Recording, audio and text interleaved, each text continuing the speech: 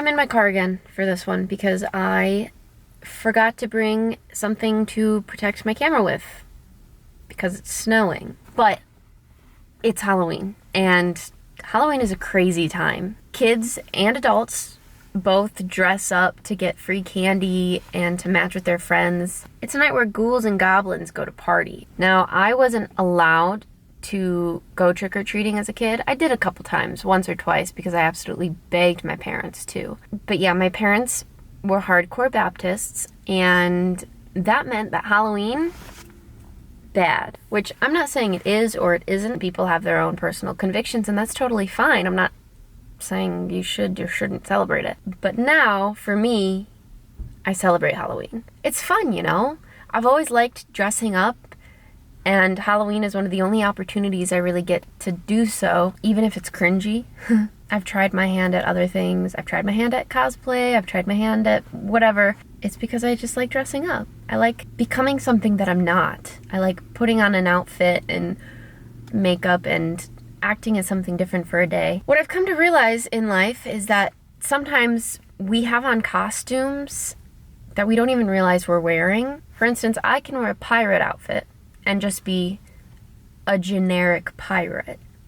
But other people could look at me and go, that's Jack Sparrow. And yeah, Jack Sparrow is a pirate, and maybe I'm wearing things that look similar to him, but in my mind, when I dress up as that thing, I'm just a pirate, dude. The same could be said if I wear like an orange top and a red skirt. To me, that's just a cute little outfit.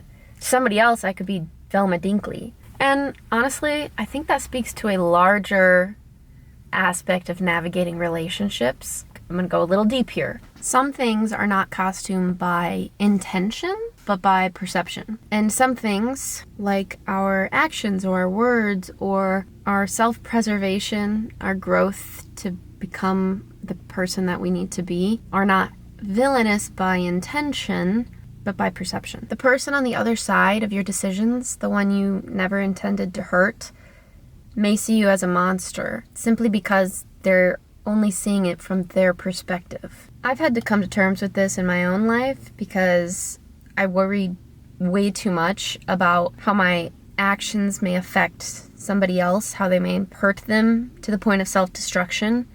I'd rather sacrifice something of myself, like my happiness or my peace or my comfort, than cause somebody else to feel something even a little bit negative. And years ago, I did something out of self-preservation. My mental health needed me too. Don't worry, it wasn't like the Hunger Games. I didn't kill anybody in an arena, but I did have to let someone go. And with letting them go, I let go of lots of past hurt caused by many different people. And, you know, this person was someone that I loved dearly. I still love them, actually, and I think I always will. We don't talk anymore, and who knows if we ever will again. Did they do anything wrong? No, not really, not particularly. But I had reached a breaking point in my life. It wasn't that I was a glass of water that couldn't handle a single drop more. I wasn't suffering from an excess of something. In fact, it was the opposite. Nobody had poured anything in my glass for so long that I was dry. And I just got to a point where I realized I needed something added to me from other people, something given to me. So I wouldn't say that this person needed to stop doing something, per se, but I desperately needed them to do something that no one had really done before. So despite having done what I needed to do for my own mental health, to grow and to move on, I can't help but think that she sees me as the villain in her own story. Actually, maybe she doesn't even think about me at all. I don't know. I don't know what costume I'm wearing in her eyes or anybody else's eyes. I don't know if they talk badly about me to other people, if they hold bitterness towards me.